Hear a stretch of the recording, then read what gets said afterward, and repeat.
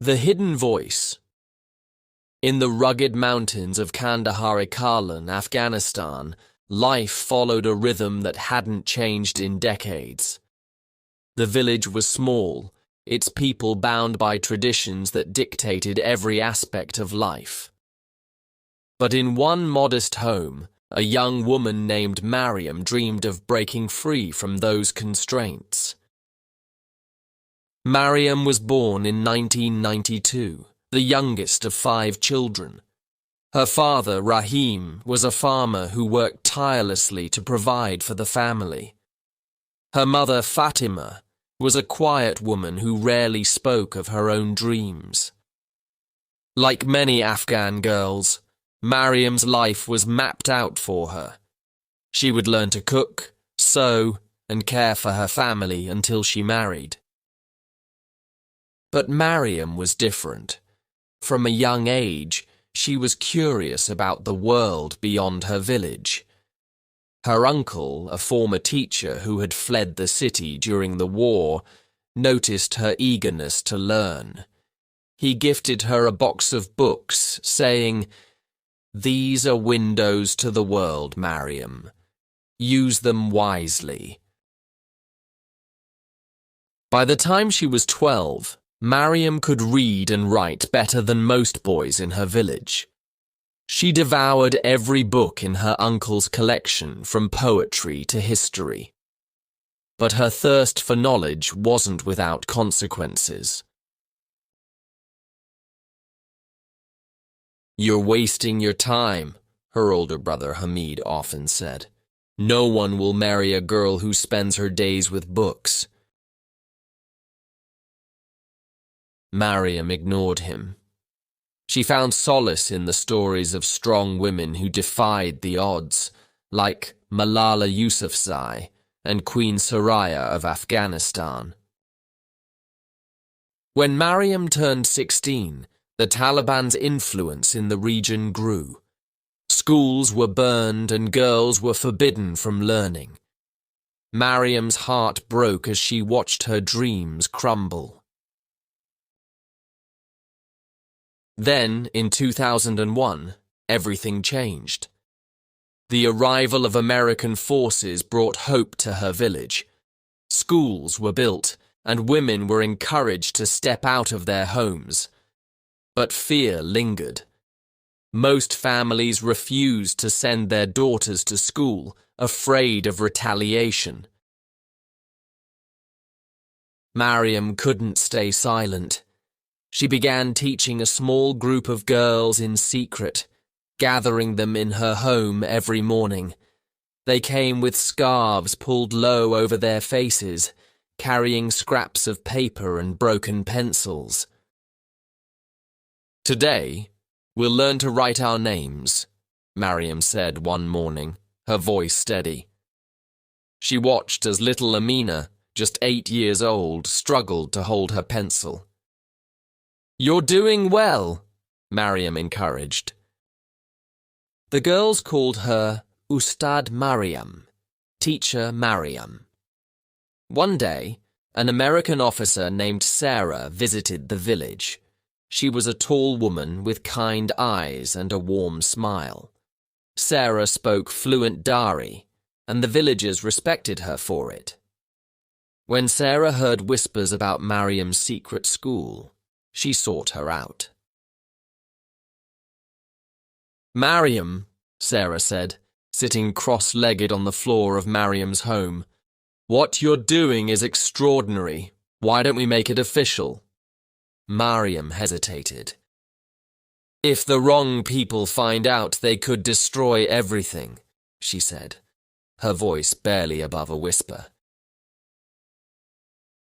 Sarah nodded. "I understand the risks, but if we work together, we can protect your students and make this a real school." After days of thought, Mariam agreed. With Sarah's help, the school moved to a safer location near the village centre. They received books, supplies, and desks. For the first time, the girls sat in a real classroom. Boys began attending too, and soon the school became the heart of the village. But not everyone was happy. One night, Mariam found a note pinned to her door. Stop teaching or face the consequences. Fear gripped her. She showed the note to Sarah, who immediately tightened security around the school. American soldiers began patrolling the area, but Mariam's resolve wavered. "What if they hurt my family?" she asked Sarah one evening. Sarah placed a hand on Mariam's shoulder. "Courage isn't the absence of fear, Mariam. It's acting despite it. You're not alone in this." Mariam took a deep breath. "If I stop now, everything we've worked for will be lost. I can't let that happen." The threats continued, but so did the school. Mariam taught with renewed determination, and her students flourished. Little Amina, once shy and unsure, began writing stories of her own. Other girls dreamed of becoming doctors, teachers, and engineers. Years passed. When the American forces prepared to leave, Mariam and Sarah stood together at the gates of the school, now bustling with hundreds of students. Sarah shook her head. "No, Mariam, it was your courage that made this possible." As the soldiers left, the villagers gathered to celebrate the school's success. Mariam stood before them, her heart full.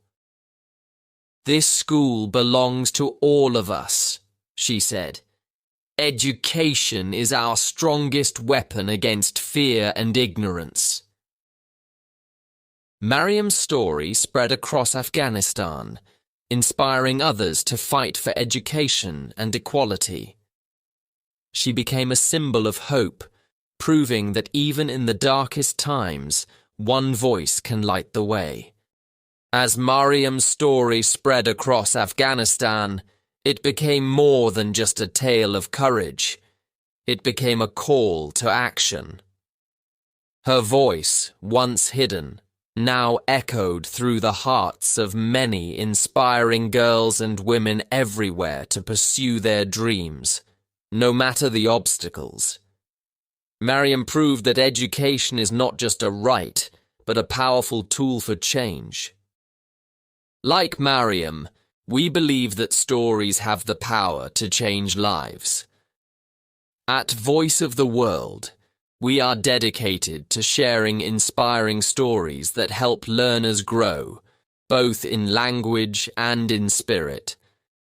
If you enjoyed Mariam's journey, be sure to explore more stories that empower, educate, and inspire.